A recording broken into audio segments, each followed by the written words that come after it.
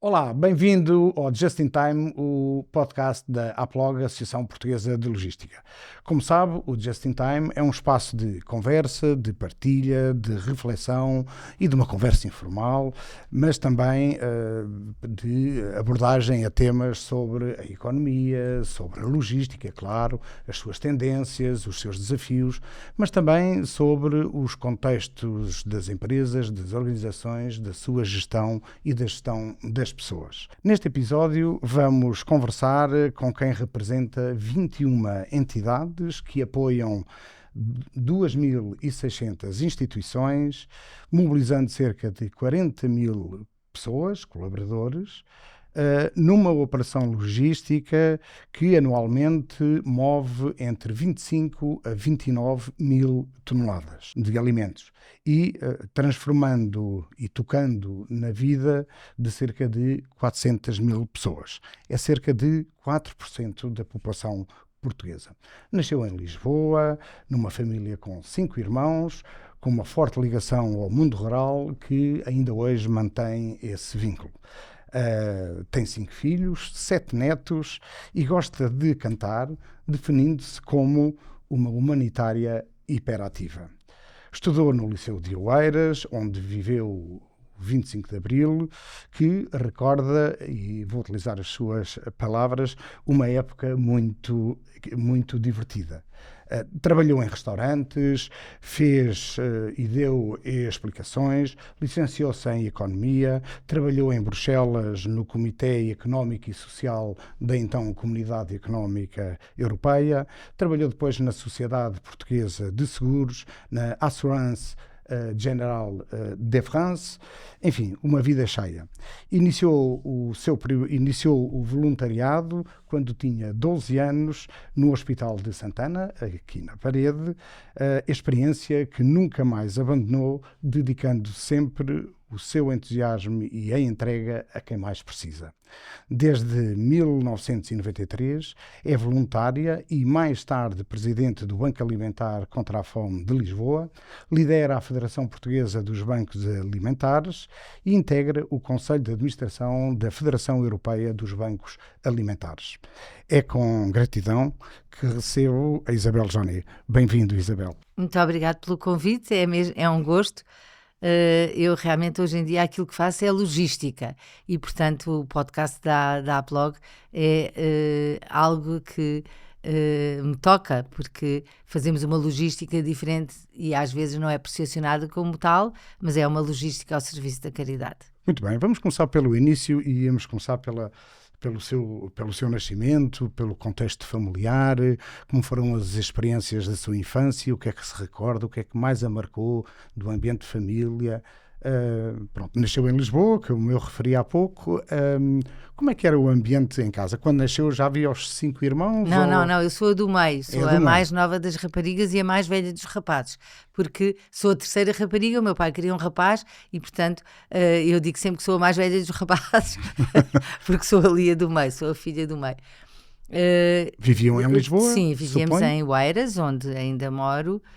E passávamos férias no Alentejo. O meu pai é lavrador, depois trabalhou aqui na CUF e o mundo rural vem daí, não é? Sim, há uma costela ao Alentejo e à natureza que faz parte de mim. Eu acho que quem teve a sorte de viver numa família ligada à terra fica para sempre ligado à terra, e os ritmos são ritmos da terra e da natureza que nos comandam, porque percebemos que são realmente eles que comandam o mundo. Tive uma infância feliz, tenho a sorte de ter nascido numa família onde as crianças eram importantes, mas não demasiadamente importantes, mas sobretudo onde a educação se pautava por valores que, mais do que até, apesar de ser uma família católica, os valores eram humanistas, e é por isso que incentivavam o voluntariado. Como disse... A pessoa no centro do mundo, não é? E olhando para os outros que a rodeiam. Nós como sendo importantes, mas fazendo apenas parte de todos os outros e tendo corresponsabilidade pelo bem comum. E é por isso que, desde cedo, os meus pais achavam que nós tínhamos 3 meses de férias, desde o 10 de junho ao 5 de outubro, era assim. E as férias eram tempos de descansar, de brincar, de estar com os nossos amigos. Tínhamos muitos amigos, morávamos em Santa Mar do Eiras, passávamos os dias na praia de Santa Mar do Eiras, fazia milhares de coisas, andávamos sempre sozinhos na rua, sempre a pé, e como não havia as solicitações dos telemóveis nem sequer da televisão, não podíamos estar em casa durante o tempo, tínhamos que estar na rua a conviver com os nossos amigos, e fizemos amigos muito bons, porque estávamos sempre juntos, andávamos no liceu, depois passávamos férias, e portanto tive uma infância muito, muito feliz, onde a partir dos 12 anos fazíamos voluntariado 3 manhãs por semana no Hospital de Santana da Parede, e isto aproximava-nos também do sofrimento daquelas crianças que estavam à espera de ser operadas ou que tinham sido operadas e que entretínhamos, mas sobretudo da possibilidade de, apesar de sermos crianças, de ter algum impacto na vida de outros. A sua mãe, o que é que fazia enquanto o seu pai era agricultor? E a minha mãe também é engenheira agrónoma. Portanto, também se envolvia... Mas a minha mãe tomava conta de nós. E tomava conta da casa e estava sempre presente. E, portanto, a minha mãe, apesar de ser engenheira agrónoma, não exerceu agronomia, mas sempre deu explicações de matemática a muitas pessoas, e portanto a minha mãe estava em casa, estudava connosco e dava explicações, ainda dá. A minha mãe tem 93 anos e continua a dar explicações de matemática a crianças que têm dificuldades muitas vezes em estar sentadas. Portanto, como a minha mãe teve sempre jeito para ajudar disciplinando com amor, a ensinar a sentar, e ainda hoje tem explicantes que aprendem a importância de estar um bocadinho sentados e de ter alguém que tem tempo para conversar com eles. Depois, mais tarde, entra no Liceu de Oeiras, onde tirou o secundário, que era um enorme e um grande liceu. Eu conheci o liceu, fui lá algumas vezes, e era um liceu com milhares de pessoas, de alunos. Como é que foi essa? Lembra-se, ou tem histórias? O liceu era altura? O Liceu Nacional de Oeiras, era assim uma grande... Porque era marco. Na linha era o grande liceu que havia. Era o Liceu de Oeiras e o Liceu de São João, depois, mas o Liceu Nacional de Oeiras era um liceu onde tínhamos havia professores espetaculares, as instalações do liceu eram ótimas, tínhamos atividades desportivas no liceu e depois em atividades, hoje diz extraescolares, mesmo estruturadas. Nós só tínhamos aulas de manhã e à tarde tínhamos essas atividades. Eu montava a cavalo e montava muito a cavalo no picadeiro do Mestre Batista, que era ali em Oeiras, e portanto tínhamos uma vida que era muito cheia, mas rica. Tínhamos tempo para tudo. Depois, a partir do 25 de Abril, eu estava hoje o 8º ano, no 4º ano do liceu, foi o 25 de Abril, foi um sobressalto naquela altura, mas foi um sobressalto muito divertido, porque nós não tínhamos... Exato, tem uma expressão mesmo a dizer que foi uma época muito divertida. Porque passávamos, porque tivemos um contacto com uma realidade que era diferente, mas sobretudo porque o Liceu de Oeiras tinha muitas regras e muita disciplina, e de repente... tudo isso se sobrou. E então os rapazes passaram a poder entrar de manhã, as aulas passaram a ser mistas. Porque no liceu entravam primeiro as raparigas de manhã com uma bata branca tarde, e só depois da última entravam os rapazes. À tarde. Portanto, nós cruzávamos à 1h10, quando saíamos, e os rapazes estavam a entrar, começavam as aulas à 1h15. Com o 25 de Abril, essa regra foi abolida desde logo, imagino. Passou a haver RGAs, íamos todos às RGAs, não havia, passou a haver, muitas vezes não havia aulas, e portanto foi muito divertido, porque de repente era tudo novo. Íamos para as manifestações, íamos colar cartazes, era indiferente, vários partidos. Vida de ativista, sim, como toda a gente sem nessa altura. Ativistas, toda a gente ia, era muito divertido. Aliás, nós não sabíamos nada, e os únicos que sabiam alguma coisa eram os da UEC, que eram os comunistas, porque esses eram mais politizados. E mais politizados. Mais politizados e mais até sabiam mais coisas. E, portanto, nós aprendíamos também com eles, mas mesmo a relação com os do MRPP, com os da UEC, com os do PDC, com os do CDS, os do PPD, os do PS. Era muito pacífica. Apesar de haver bancas à porta do liceu, onde nós tínhamos bancas dos partidos, estávamos uns dias noutros. Os únicos que não mudavam eram os da UEC, os do PC, estavam sempre lá. Os outros, às vezes, íamos ajudar as bancas uns dos outros, porque aquilo era mesmo um gozo. E, portanto, foram tempos muito... um ano, esse ano do 25 de Abril, talvez o segundo, eu, por causa do 25 de Abril, nunca dei nem Camões, nem aprendi logaritmos, e depois isso fez-me falta quando decidi paciências e tinha muita matemática. E, portanto, escolhi para ciências. Eu sabia que podia ir para qualquer coisa, não tinha nada, uma vocação ou um curso pré-definido na minha cabeça. Sabia que era sempre numa área de ciências. Eu tenho uma lógica muito matemática dentro de mim. Fui para ciências, acabei o 7º ano, o 12º hoje, no Liceu do Eiras, com 17 anos em junho. Com 17 anos entrei na Universidade Católica. Quando é que sentiu essa consciência da importância da liberdade, de todos falarem, do respeito pelo outro?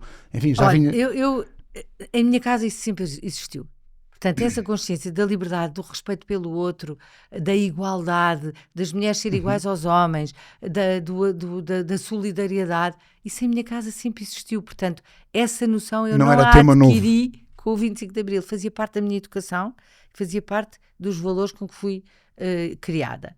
Mas o 25 de Abril, na minha família, sendo o meu pai lavrador do Alentejo, foi muito difícil, porque de repente tivemos as terras ocupadas, pouco tempo, e as ocupações, as pessoas hoje em dia já se esqueceram, mas as ocupações do Alentejo não eram feitas pelos alentejanos. Iam carros inteiros de pessoas de todo o país, pagas pelo Partido Comunista, para ocupar as propriedades. E, portanto, as ocupações que eram selvagens, era só por uma raiva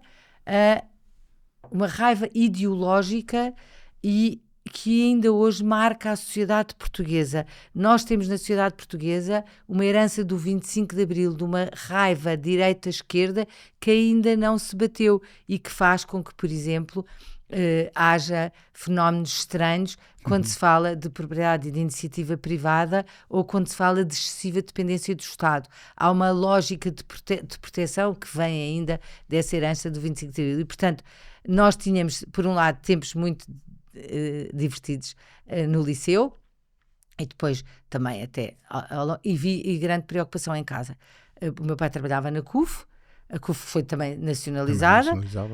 O meu pai tinha uma lavoura com o pai dele e com o irmão dele, que teve que ir para o Brasil porque ficou cá sem como dar de comer aos filhos, e, portanto, foram tempos conturbados, e essa noção de que diz de que houve mais liberdade, no meu caso, foi o contrário. Foi uma preocupação muito, muito, muito grande. Como é que vamos continuar a pagar aos nossos colaboradores que no Alentejo dependem de nós, porque nas nossas propriedades nenhum dos nossos empregados fez parte das ocupações.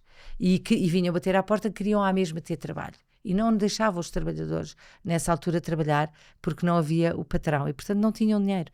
E, portanto, para o meu pai, isso era uma grande preocupação, como é que ele continuava a honrar aqueles que, mais do que colaboradores, eram amigos. Porque os empregados rurais eram amigos dos patrões naquela altura. E, portanto, foram tempos conturbados. Felizmente, essa noção da revolução dura e pura, graças a Deus, acabou, as pessoas caíram na consciência, e houve muita destruição de capital, muita destruição, até pela nacionalização das empresas que depois foram desnacionalizadas, e tudo isso demorou tempo.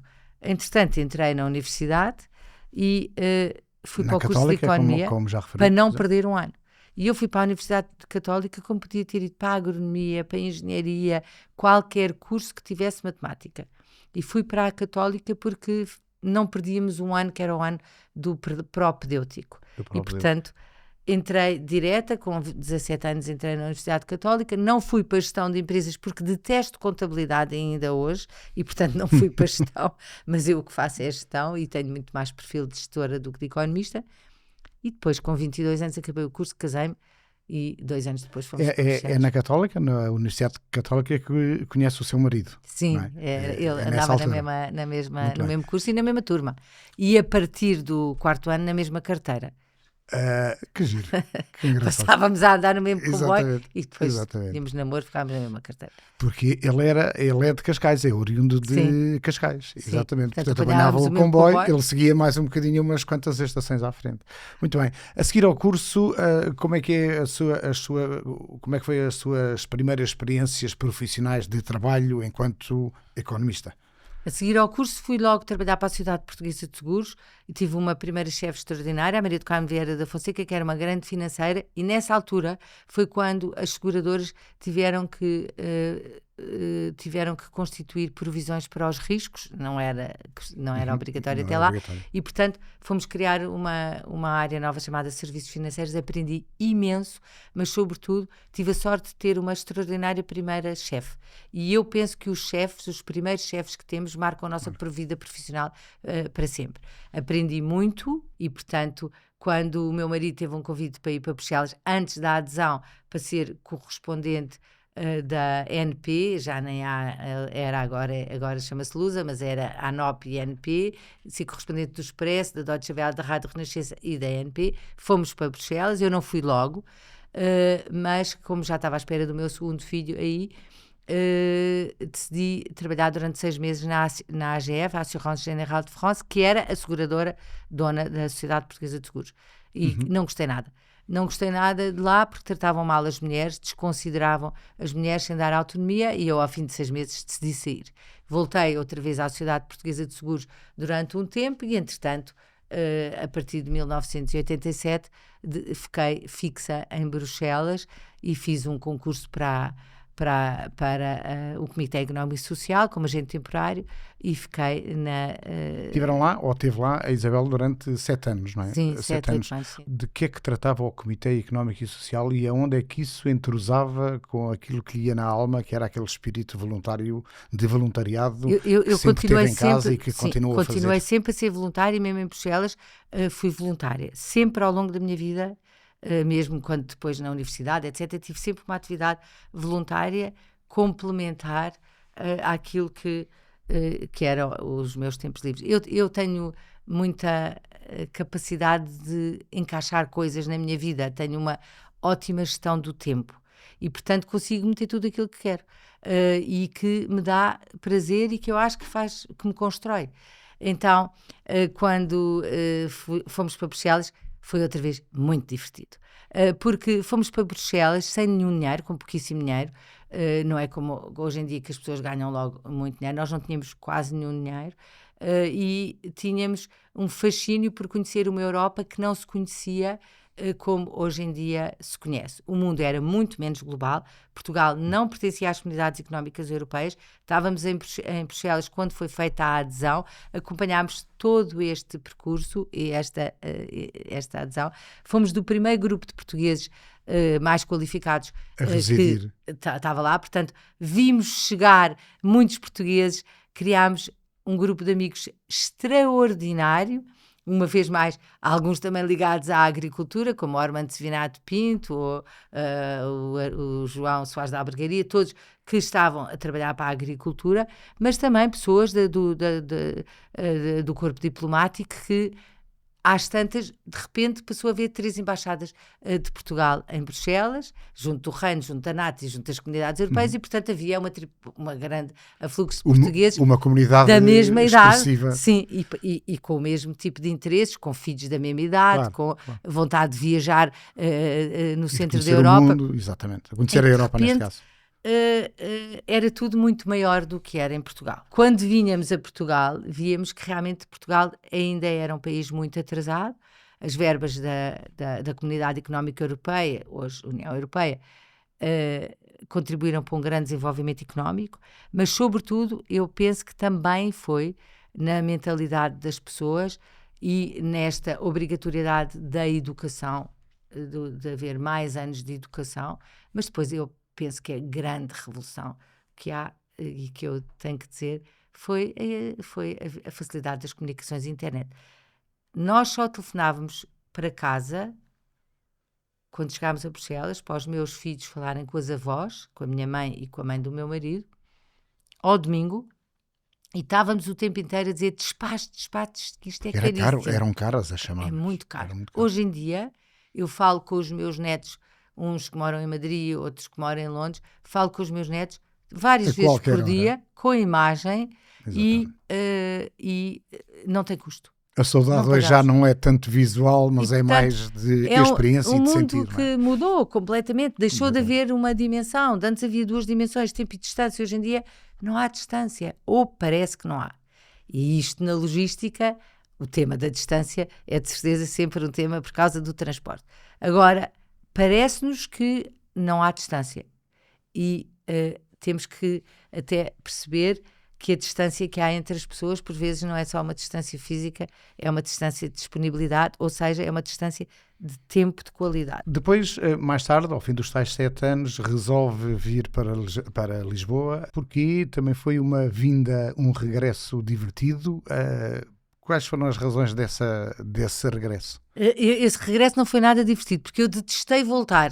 Ou seja, eu sou o verbo estar, sou muito mais do que o verbo ir. E quando éramos para vir, o meu marido teve um convite para vir aqui para o Banco de Portugal, quando foi a transição para o euro, e ponderámos em 92, logo a seguir à Europal. Eu tinha acabado de ter o 3º filho, que era a altura de voltar. Portanto, a mim custou-me imenso tomar essa decisão. Na minha família as decisões sempre foram tomadas em conjunto e eu tive que ceder, mas muito contrariada, porque eu gostava imenso daquilo que fazia, mas porque eu gostava imenso da minha casa, da vida que tinha, e estava com preguiça de mudar. Estava confortável. Bruxelas é a cidade mais confortável que existe na Europa para viver. Porque é no centro da Europa, é perto de tudo, e tudo é perto dali e tudo é fácil. Então, voltámos, e eu, de imediato, me fui oferecer ao Banco Alimentar, nessa altura, ao engenheiro Mardel Correia, que era... Porque já tinha feito voluntariado no Banco Alimentar? Não, no Banco Alimentar. Não, nunca. O Banco Alimentar estava a começar aqui em Portugal, tinha um ano e meio. E fui-me oferecer para dar uma tarde por semana, porque ao mesmo tempo fiz um concurso para a DG10, que era a Direção de Comunicação da Comunidade Europeia, da Comissão Europeia, e ganhei esse concurso e tinha que fazer traduções económicas, mas em teletrabalho, pasme-se. Mas mandava por fax. Hoje em dia ninguém sabe o que é um fax. Fax com papel térmico. Então, mandavam os textos, eu traduzia para português, eram os boletins económicos da Comissão Europeia, e depois tinha que mandar por fax. Quando ia de férias, porque aquilo nunca parava, nem em agosto, eu passo férias no Baleal, ao pé de Peniche, tinha que ir a um hotel em Peniche pedir para me mandarem por fax as 20 ou 30 folhas, o que fosse. O que fosse, era caríssimo, ninguém tinha faxes. Então, eu tinha um fax em casa, trabalhava todos os dias de manhã e depois queria ir buscar os meus filhos às 4 da tarde, estar com eles ali a seguir à escola, e fazer as atividades todas, porque andavam num colégio em francês e depois passaram para o ensino em português. Pronto, portanto, só que o problema é que apaixonei-me pelo Banco Alimentar. E de repente olhei para o Banco Alimentar e disse... É aqui. Isto é uma coisa pequenina, tem 16 instituições. Se nós metemos aqui um modelo de gestão e organização, podemos fazer disto uma coisa incrível, mas podemos fazer algo que a mim sempre me motivou muito e hoje inquieta-me muito, que é lutar contra o desperdício. E pensar que todos os dias vão toneladas e toneladas de comida para o lixo, apenas porque não há um canal eficiente de distribuição montado para os levar a quem deles precisa através da rede de instituições. E havia muita gente que precisava desse apoio. Ainda há. O tipo de gente é que mudou. Falaremos mais adiante nisso. Então, aquilo que se fez foi montar um sistema que permitiu logo de criar um banco alimentar depois no Porto, depois Coimbra, depois Évora, Aveiro, Abrantes. Sempre baseado ou suportado nessa altura. É o mesmo modelo. Pelo desperdício. A missão do Banco Alimentar é a luta contra o desperdício alimentar, não é mais nada. A nossa missão é lutar contra o desperdício alimentar. Não tínhamos, era um modelo de funcionamento. Cada banco alimentar é uma entidade juridicamente autónoma e financeiramente dependente. Há 21 bancos alimentares que têm um contrato de licenciamento de marca com a Federação Portuguesa dos Bancos Alimentares. Portanto, o dono da marca é o Banco Alimentar, que começou, que fez um licenciamento de marca com a Federação e hoje em dia é como quase que um franchising. E, portanto, exatamente, é isso que eu ia dizer. Há 21 bancos alimentares que são autónomos, congregados na Federação dos Bancos Alimentares. Mas também com o mesmo modelo criámos a Entreajuda. E seguem as diretrizes da Federação, porque a marca é que determina os caminhos e a estratégica de todas essas entidades, de todos esses bancos. Sim, há uma filosofia comum e essa filosofia é partilhada com a Federação Europeia dos Bancos Alimentares. Portanto, nós estamos integrados numa Federação Europeia, os bancos alimentares em toda a Europa fazem o mesmo, os bancos alimentares em Portugal fazem o mesmo e um banco alimentar local faz o mesmo. É lutar contra o desperdício e trabalhar em parceria com instituições que no terreno conhecem cada família carenciada, para que nada se perca. Para termos a certeza de que se uma família precisa de arroz, recebe arroz, mas se precisa de leite, recebe leite. Uma família que tem bebés, recebe comida para bebê. Um lar de idosos recebe comida que necessita para os idosos. E, portanto, há um conhecimento enorme da rede. Hoje em dia tudo isso é facilitadíssimo com a informática. Exato. E com a comunicação que se faz, não é? Hoje em dia é tudo muito mais fácil. Temos muitas ferramentas tecnológicas, claro, uma base de dados. E também temos mais dados. O próprio Estado já tem muito mais dados do que na altura tinha, através do INE e de outras fundações que se dedicam. Mas nós temos os nossos próprios dados e que são melhores que os do Estado. O Banco Alimentar, e hoje não é o Banco Alimentar, a Entreajuda tem a melhor base de dados do setor social cá em Portugal. Porque nós temos uma proximidade às instituições que assenta na visita de cada uma das entidades por voluntários visitadores. É diária, quase, não é? É um contacto diário. Não, os 21 bancos alimentares em conjunto distribuem 120 toneladas por dia. Todos os dias, 120 toneladas saem dos armazéns dos bancos alimentares. Há bancos que têm características diferentes, há bancos que distribuem produtos secos e produtos frescos todos os dias e há bancos que só distribuem produtos secos porque não têm capacidade de frio ou o que seja. Mas, no comum, em comum, a missão é partilhada, é a luta contra o desperdício. Isabel, em alguma pesquisa que fiz, percebi, e julgo que percebi bem, que cerca de 30% de quem está em situação de pobreza em Portugal tem trabalho. Mas ainda assim, mesmo com esse trabalho e com o rendimento que ele proporciona, não conseguem sair dessa situação. Qual é a razão para que isso seja ainda assim? Porque é uma situação que acontece há, eu diria, quase décadas. E ainda continuamos nisso. Como é que se inverte? Como é que se faz para inverter? O que é que se tem que fazer para inverter esta tendência que permanece e nunca foi, ou ainda não foi, invertida? Olha, eu não tenho nenhum preconceitos ideológicos e posso lhe dizer que a única forma de lutar contra a pobreza é gerando riqueza. E gerar riqueza significa gerar mais emprego, melhor emprego e salários maiores. O que é que nós temos hoje em Portugal? Temos salários muito baixos e temos, sobretudo, um peso da habitação no orçamento familiar que é astronómico. Há famílias para quem a renda da casa ou o crédito à habitação representam 60%, 65% do seu orçamento familiar. É uma taxa de esforço, digamos assim, enorme. Enorme. E, portanto, não lhes sobra dinheiro para comer. No mês em que têm que pagar o seguro do carro, ficam sem poder fazer, se calhar, ter comida metade do mês. No mês do regresso às aulas, que é como agora, setembro, não têm dinheiro para pagar todos os materiais escolares dos filhos sem ter que cortar noutros lados. E depois, o que é que nós temos? Não temos uma perspectiva de vida. Ou seja, estas famílias não têm perspectiva de que isto vai mudar a curto prazo, nem a médio prazo, nem se calhar a longo prazo. Quando eu cheguei ao Banco Alimentar, a maior parte das pessoas que pediam ajuda ou que precisavam de ajuda eram idosos, mas não pediam. Nós sabíamos que eles tinham necessidade. Há sempre uma vergonha associada. Nos idosos, sim, nos outros não. E compreensível, não é? Sim, só nos idosos. E na altura do Covid, famílias de classe média que tiveram que pedir ajuda e que nunca pensaram chegar àquela situação. Mas quando entrei no Banco Alimentar, quase não sei, 40% das pessoas eram idosos porque tinham pensões de reforma baixíssimas. Nós ainda, em Portugal, temos pensões de reforma muito baixas. Mas o que é que temos? Como têm sido aprovadas prestações sociais para os idosos, que, apesar de serem montantes baixos, representam muito numa pensão, e os medicamentos gratuitos, e apoio domiciliário, os idosos têm prestações, por vezes, que não são financeiras, mas que lhes alivia o orçamento. Carga, sim. E as famílias de trabalhadores pobres não. E, portanto, nós temos muitas famílias mais jovens, mais novas, muitas até pessoas que trabalham em Portugal descontam para o sistema da Segurança Social e pagam impostos, mas que se vêem muito aflitas para sobreviver. Tinha uma coisa, segundo eu percebi, cerca de 1/5 da população, qualquer coisa como 19% a 20%, vive em situação de pobreza. Há vários graus de pobreza, não quero entrar tanto nessa temática. A pobreza é estrutural no nosso país?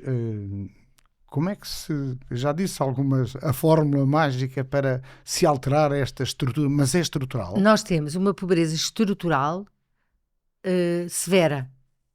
1/5 da população portuguesa vive com menos de 550 euros por mês disponíveis. 1/5. 2 milhões de portugueses. E 1 milhão de portugueses vive com menos de 300 euros por mês. Os mais velhos, com pensões de reformas baixas. Então, essa pobreza estrutural, quando há algum problema na economia, ela aumenta com aquilo que é a pobreza conjuntural. É ligada à economia. As medidas e as políticas públicas têm que incidir com fórmulas diferentes sobre a pobreza estrutural e sobre a pobreza conjuntural, que não é muitas vezes até previsível ou antecipável. Às vezes é, por exemplo, se antecipa um aumento do preço do petróleo ou um aumento do preço da energia, já sabemos que isto vai ter um impacto maior nas economias. Então, as medidas públicas têm que ser diferenciadas consoante este tipo de pessoas. Agora, aquilo que tem sido feito, por exemplo, apoiar setores da população, como os mais idosos, reformados com pensões mais baixas, isso é tentar ir à pobreza que é estrutural, porque essa é por baixas pensões de reforma. Então, essa... E aí, aí a economia paralela desempenha um papel fundamental. Não, no caso dos idosos. Não no caso dos idosos, mas daquelas famílias que têm o seu rendimento, a que vivem com rendimentos abaixo dos 300 e dos 500, esse é aquele rendimento declarado, aquele que é visível, sim, aquele que é monitorizado. E depois, mas se não fosse essa economia paralela, a situação era mesmo dramática. Eu preferia que não houvesse economia paralela e houvesse menos tributação. Ou seja, eu preferia que tudo aquilo que nós ganhamos fosse tributado a uma taxa inferior. Era um bom sinal. Como é nos Estados Unidos, onde há maior transparência, onde os impostos são muito mais baixos, porque nós hoje temos um peso da fiscalidade que afoga as famílias. É incrível. Hoje em dia é mais vantajoso ser pobre e ficar na fronteira do que ganhar 1.100 euros. Porque já se perdem todos os benefícios fiscais, incluindo, por exemplo, os livros gratuitos para os filhos. E, portanto, há aqui uma fronteira entre o vale a pena ir trabalhar ou mais vale a pena ir às ações de formação do Instituto de Emprego e Formação Profissional e ter pescados por fora, que sempre vou arranjando. Acabam por ganhar muito mais dinheiro. E, portanto, eu preferia que houvesse... Isso é uma cultura de sobrevivência. Não é uma cultura de aldrabice, é uma cultura de sobrevivência. Tal e qual. É uma cultura de sobrevivência e sobrevalece porque que existe de uma forma cultural em Portugal. Eu prefiro pobreza ser em dependente. Portugal, acha que a pobreza em Portugal há um rótulo de é pobre, é uma coisa cultural de ser pobre? Não, eu acho que nós temos muitas pessoas que estão conformadas com a sua situação. Estão conformadas. E enquanto as pessoas não sentem uma vontade de mudar a sua situação, preferem depender dos subsídios e depender do Estado e depender do Banco Alimentar e depender dos outros do que ser autónomos. E, portanto, isto é cultural. Por incrível que pareça, é uma zona de conforto deles? É uma zona de conforto deles e nossa. Uhum. Principalmente nossa, porque não conseguimos medir ou não queremos mudar. Não temos a capacidade de mudar, não temos a capacidade de quebrar com barreiras que são ideológicas e pôr a máquina da economia a funcionar, pagando melhor a todos os colaboradores, mas fazendo com que todos paguem impostos. Não pactuando cada um de nós com a economia paralela. Todos nós pactuamos com a economia paralela. Quando vamos ao cabeleireiro, quando vamos tomar um café, quando... a senhora que nos limpa a casa, etc. Quando vamos lavar o carro e deixamos...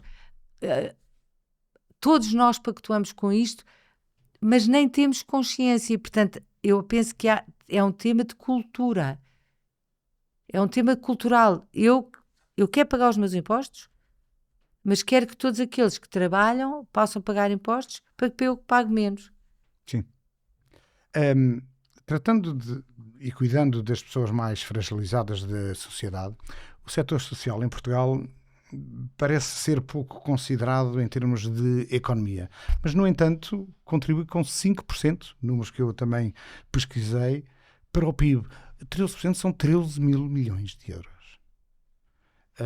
E emprega muita gente. O setor social emprega muita gente. A pergunta é, poderia contribuir com mais emprego e mais riqueza, ou isso também significaria que o número de pessoas fragilizadas estaria a crescer? Não, penso que há aqui, o setor social é muito, muito importante. Em Portugal está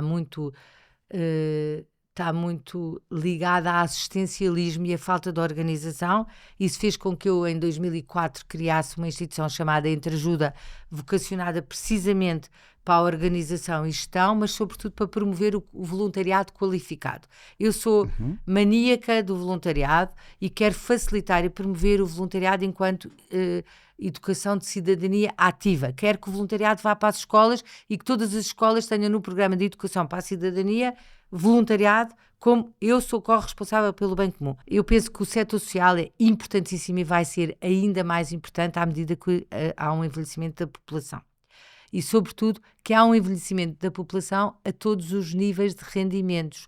Envelhecem mais os ricos e os pobres. Envelhecem mais. É transversal. Vai haver uma maior necessidade de cuidados de saúde. Os cuidados de saúde e de assistência aos mais velhos vão aumentando à medida que a idade avança, porque há algumas doenças e morbilidades que são ligadas até à idade e aos rendimentos, àquilo que nós tivemos na infância. Se tratarmos melhor dos dentes, temos dentes melhores, ou também, se tivermos melhor alimentação, temos também uma saúde mais saudável. Pronto, se pudermos ter tempo para fazer desporto, para cuidar de nós próprios, porque temos que saber que há pessoas que vivem a sobreviver, não têm tempo para cuidar delas próprias. Portanto, quando chegam à velhice, estão muito mais doentes. Fragilizadas. Muito mais doentes. E, portanto, o setor social tem também uma capacidade não só de cuidar, prestando serviços, mas de cuidar de forma mais barata. Estamos a preparar o nosso setor social para ter um papel reforçado nas suas ações, no seu papel de ajuda a quem precisa, aos mais fragilizados? Eu não sei se dá ao setor social a importância que reveste ou se reconhece publicamente, porque muitas vezes, quando se pensa no Ministério da Solidariedade Social, só se pensa nas prestações sociais que é preciso transferir. Não se pensa na rede imensa de instituições de solidariedade social que precisam de mais pensa-se capacitação. Nas transferências e pouco nos apoios, digamos assim. No apoio, em quem presta o apoio. Exatamente. E, portanto, eu penso que nós temos que qualificar este setor, até para o tornar mais eficaz e mais eficiente. Há uma oportunidade incrível com a inteligência artificial, ou seja, libertar os técnicos e as pessoas que participam neste setor para que possam levar mais amor e mais tempo a cuidar, mas libertar de tarefas que são administrativas que ir para o terreno, não é? E colocar no terreno mais capacidade. Fazem melhor até, porque muitas vezes neste setor nós temos assistentes sociais, psicólogas, terapeutas, etc., que não sabem nada de tecnologia, nem sabem nada de gestão e, portanto, temos que os ajudar com mais conhecimento. E depois temos um setor que é muito, muito ligado já à Igreja Católica e que está muito inserido no terreno, portanto, temos uma rede maravilhosa de instituições, centros sociais paroquiais, misericórdias, conferências de São Vicente de Paulo. Hoje em dia há muitas associações de outros credos e, portanto, todas elas têm na sua gênese o amor e a bondade. Então temos que as tornar mais eficientes para que se possa sempre ter mais tempo para cuidar. Muito bem.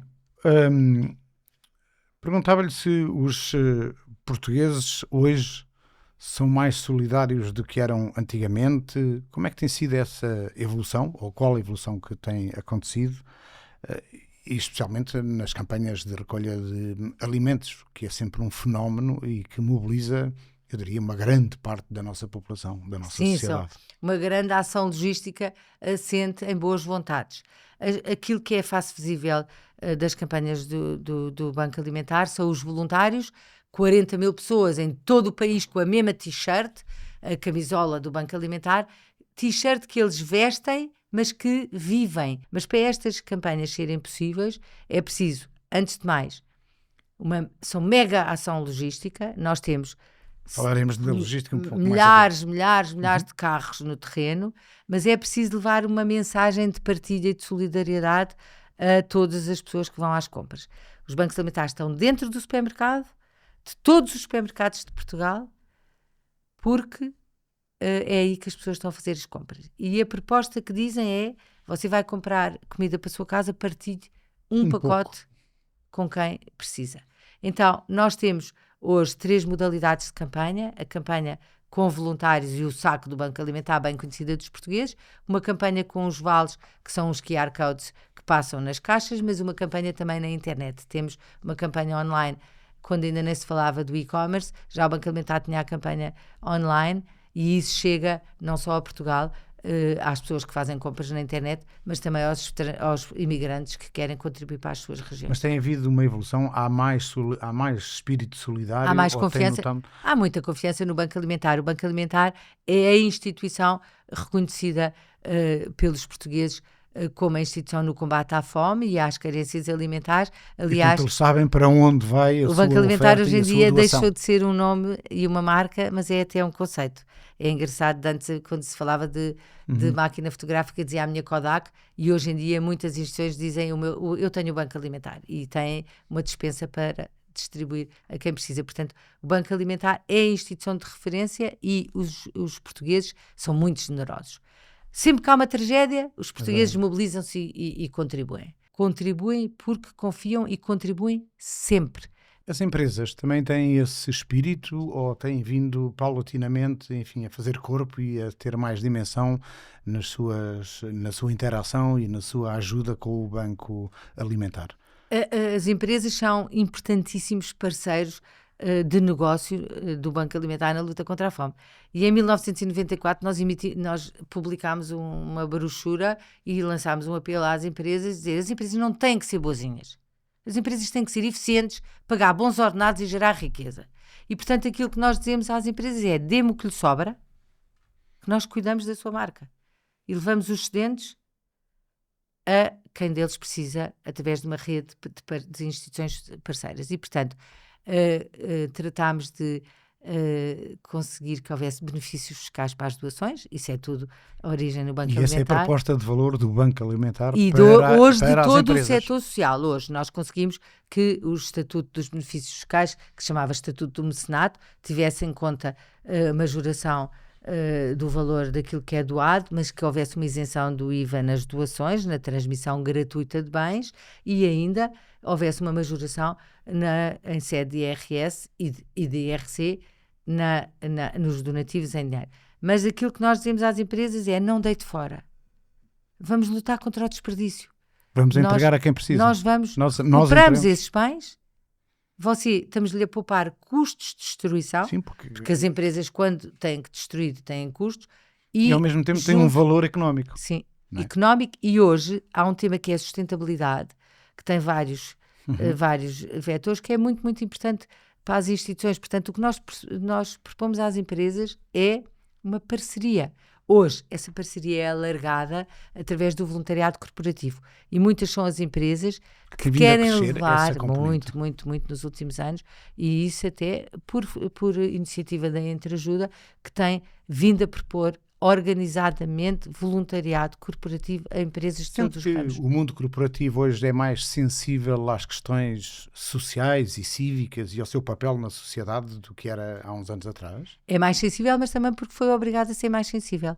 Porque hoje em dia há imposições e diretivas, até em termos de sustentabilidade e de reporte daquilo que é feito e medir os impactos daquilo que é feito, que fizeram com que as empresas tivessem que ser mais sensíveis, mas isso fez com que fossem mais sensíveis. Houve uma maior aproximação. É uma evolução ainda assim, não é? É um mundo mais humano.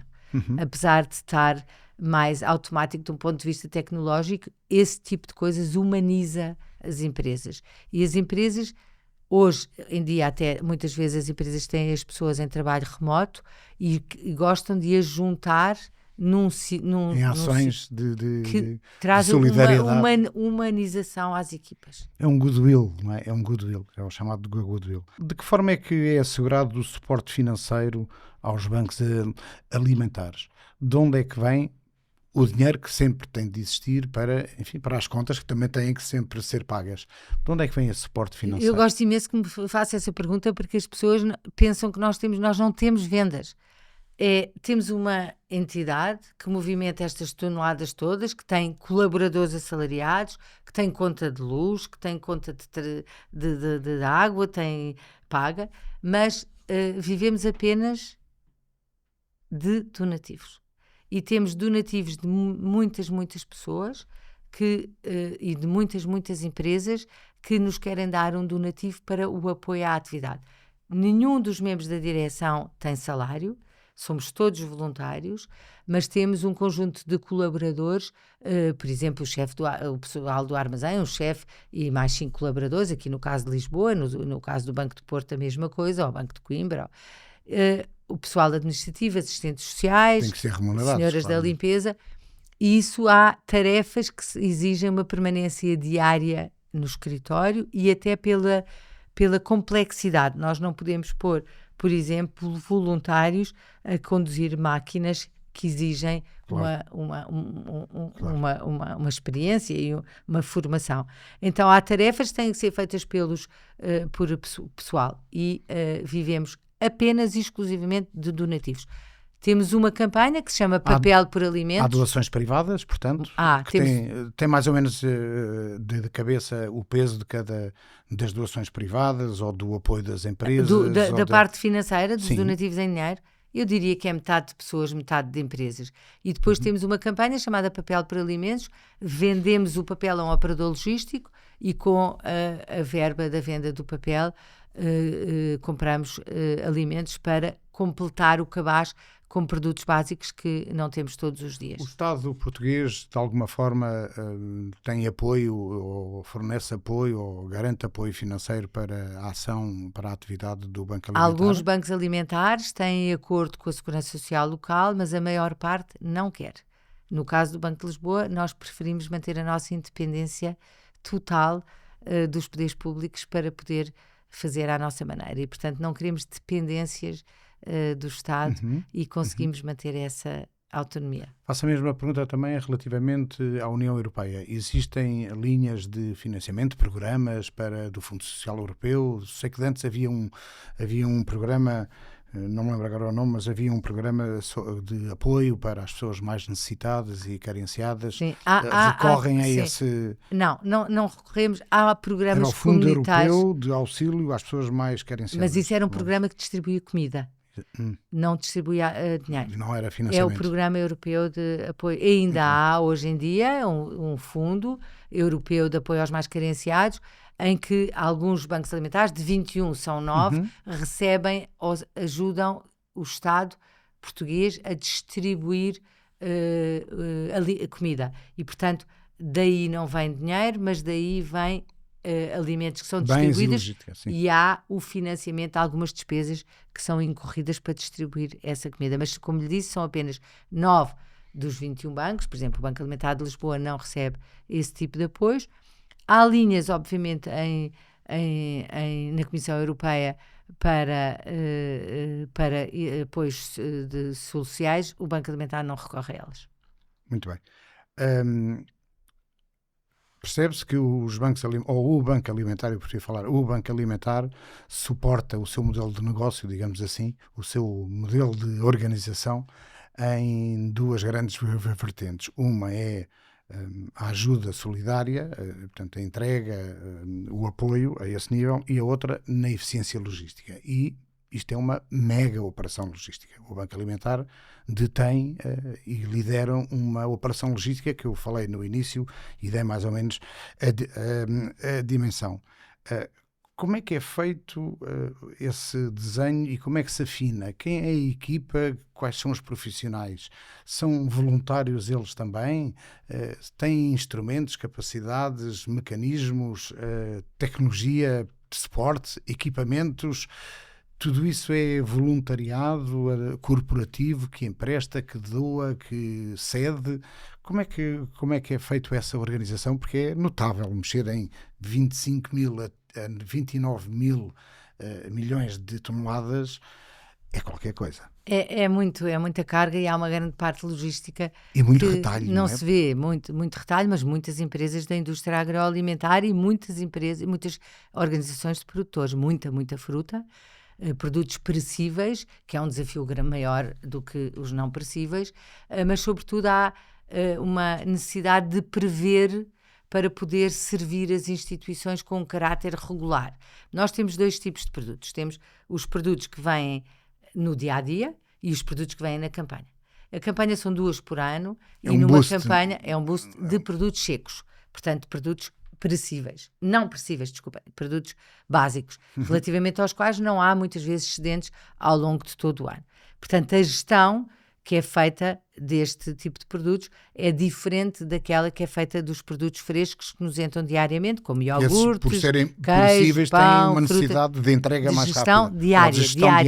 Diária. Correto. E temos, portanto, que saber como é que gerimos para dar às instituições durante 6 meses produtos básicos e os outros são complementares a estes produtos básicos.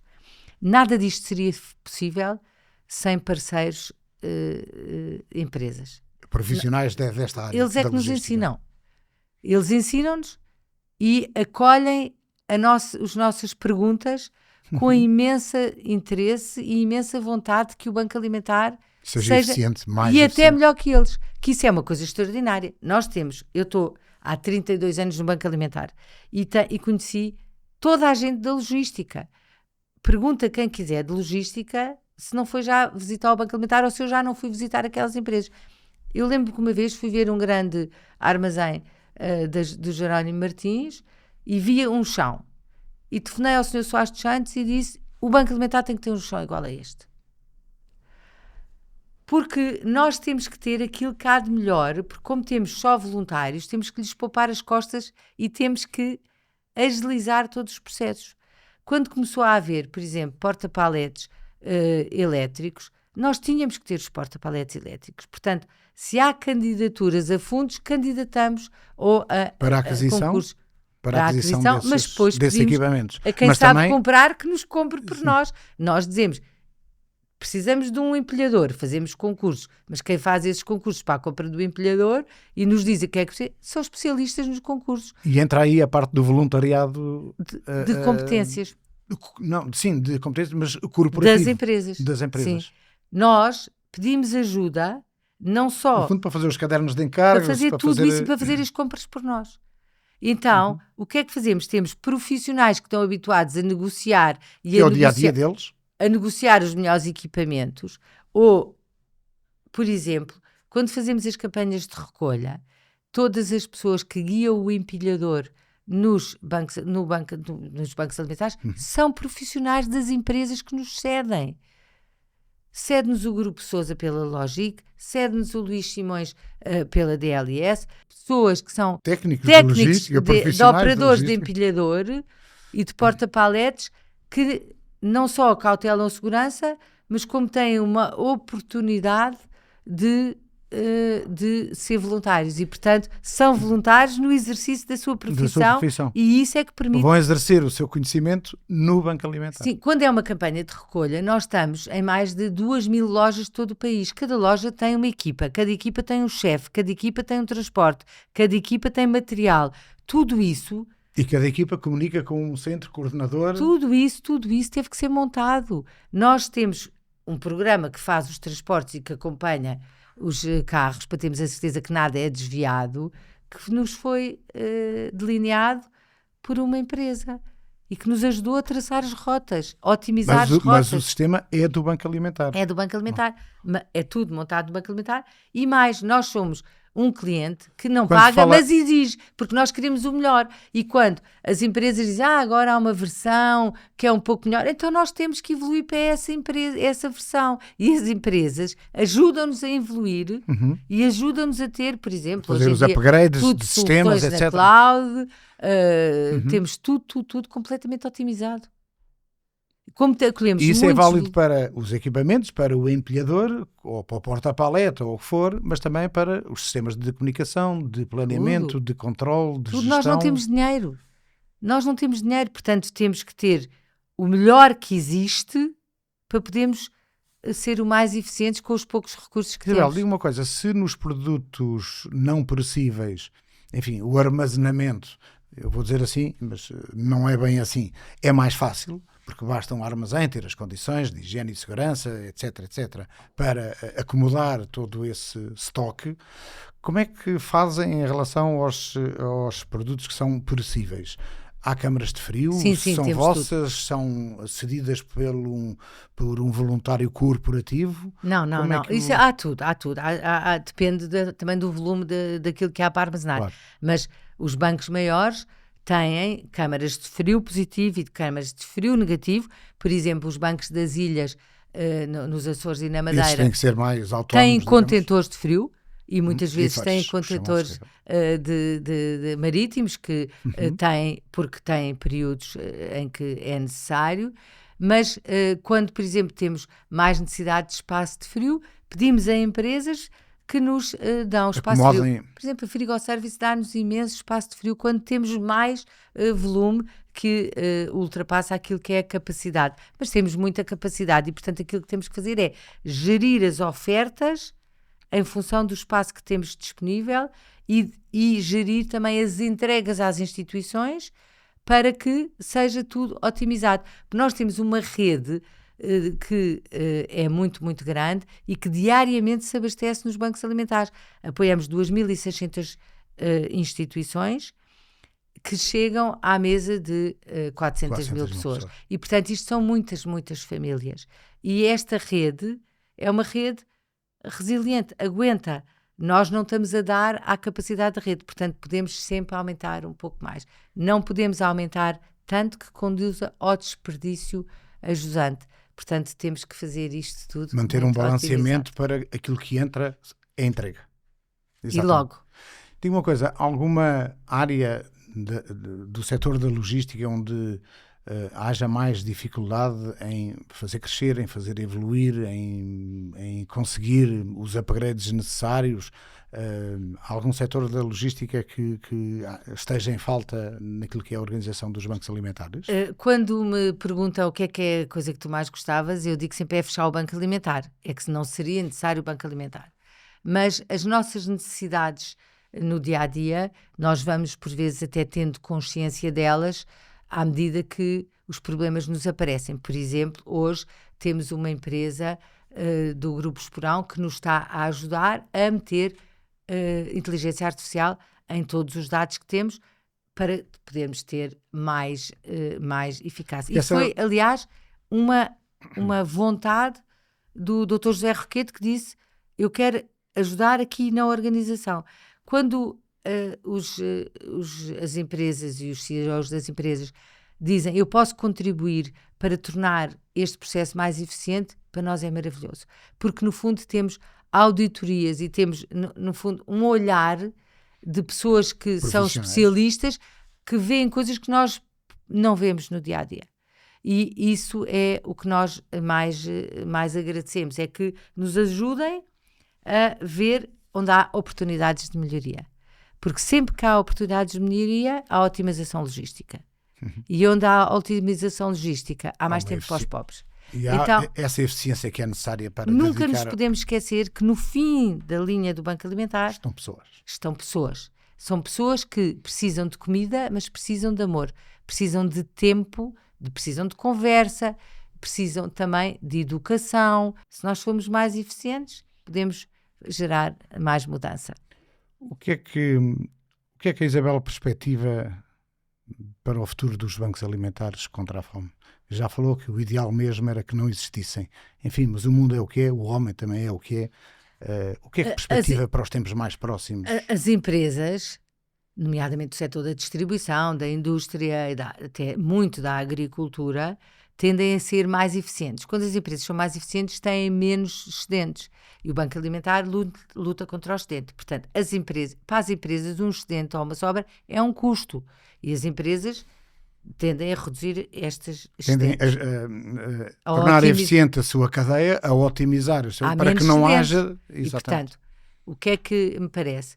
Que vai haver menos excedentes de produtos não perecíveis e vai continuar a haver muitos excedentes de produtos perecíveis, porque são muito sazonais, dependem muito da vontade das pessoas. Hoje gosto mais de iogurte de morango e amanhã gosto mais de iogurte de banana, mas a produção já tinha sido dimensionada, ou tem a ver com eventos, e portanto eu acho que haverá sempre lugar para entidades que, como os bancos alimentares, lutam contra o desperdício. E, portanto, aquilo que temos que fazer é ser mais eficientes nas parcerias com as instituições para que não criem dependências nas pessoas que recebem o saco de alimentos. Para a maioria das pessoas que estão neste setor e que nos ouvem, sejam eles responsáveis de empresas ou apenas profissionais ou até operadores deste setor logística, que apelo ou que mensagem é que gostaria de deixar agora que estamos aqui no fim deste podcast, desta conversa?